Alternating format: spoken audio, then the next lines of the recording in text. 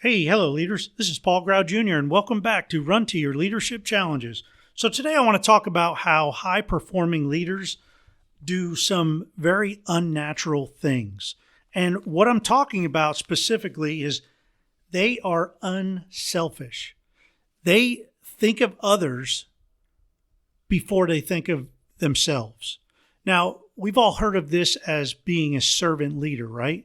Putting other people's needs in front of our own or ahead of our own, taking care of them before we take care of ourselves.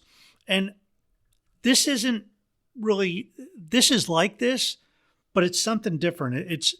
It's not natural for anybody to really put other people before themselves, because it's kind of natural for us to take care of ourselves first and then naturally take care of others. Or if we need something, we'll fulfill that need and then we go after something else or help somebody else with their needs. It's just like if you ever fly, excuse me, and they give the safety briefing while they're taxiing out, and they say about the mask, if the oxygen masks fall, you're going to take your own first and put your own on, then you're going to care for whoever. If you have a child next to you or elderly or somebody who needs help, you're going to help them out. You take care of your own needs first, because if you pass out, you're not going to be there to help them, right? So, but it's not natural for us to automatically think of others and put others' needs before our own. And I was trying to think of all the unselfish, unnatural things that leaders have done in my military career. And there was one that really came to mind. And this guy, I was stationed up in Loring Air Force Base, Maine, 3 miles from the Canadian border, back when you just kind of waved at the guard and cross over into Canada, and same thing coming back. But it was just this little gate, right? The border. But anyway, this supervisor that I had, he was absolutely an unselfish leader. Now, he wasn't the best leader, I'm not going to say that, but he had this criteria down to a science. When I first got to Maine, he took me under his wing, and he did everything for me to make sure that I was comfortable. He was married, lived in base housing, had a couple kids. He would invite me over for dinner. He would invite me over on the weekends I was, I think, 23 or 24 at the time, but he'd invite me over because I was single. I was living in a dorm, and man, we went hunting together. He took me hunting, showed me a couple hunting spots, and took me fishing. And he was like a big brother to me.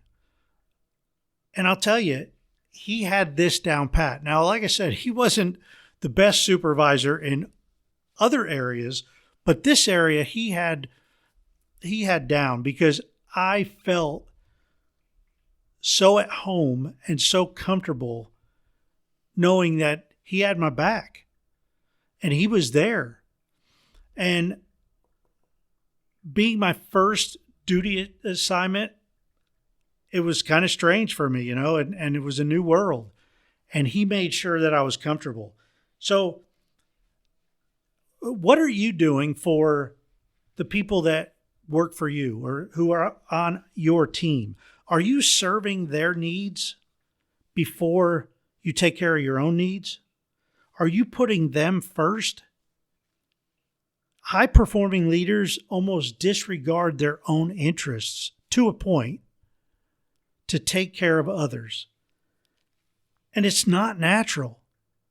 And if you don't do this, if I ask you, hey, are you putting the needs of your team members before your own? And you say no, I'm not going to hold that against you, because I know I haven't always done that as a leader. I've done it sometimes, but I'm selfish.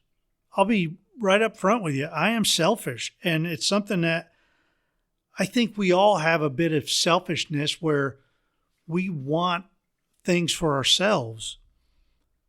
But I'll tell you, this is a tough one. But if you do this, man, you are a high-performing leader and you're a high-performing leader that's going to instill something in your people that they're going to really take on.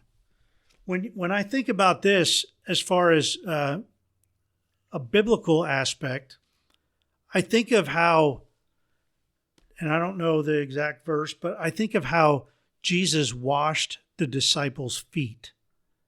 He got down and washed their feet, which was like the lowest job there was back then because they wore sandals and their feet were filthy.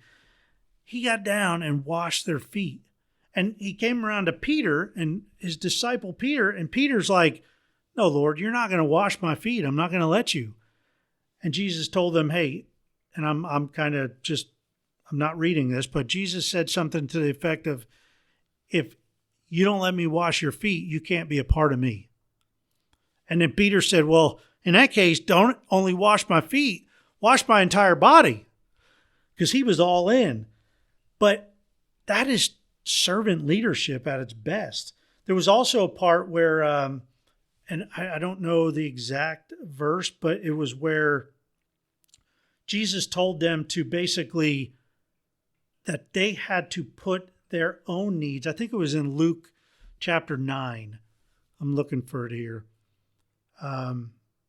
Here it is. Luke 9:23. And it's the ESV version, but Jesus said, "If anyone would come after me, let him deny himself and take up his cross daily to follow me. For whoever would save his life will lose it, but whoever loses his life for my sake will save it." Now, again, Jesus is telling them, put your own needs on the back burner, because this is not a place for selfish people to come. You're going to be around me, you're going to be serving others, and you're going to be putting them and their needs first. So I'm going to stop right there, but just think about this. And like I said, I'm not going to hold it against you if this is tough for you to do, because it is truly tough. Now, one thing on the disc, on the behavioral styles, I believe the S behavioral style feels most natural being a servant leader, because it's natural for them to put the needs of others first. So if you have any S behavioral style from the disc, if you're primarily an S or a CS or IS, you probably find this very easy to do because it's in your wiring. I'm an ID, an IDC, and my S is low, so this is not natural for me at all. But I know that I have to do it at times, so I can do it.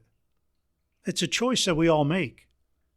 High-performing leaders, well, they put their people first. Hey, that's it for today. Come on back tomorrow, and we'll have a brand new topic. Hope you have a great rest of your day, and until tomorrow, run to your challenges. We'll see you.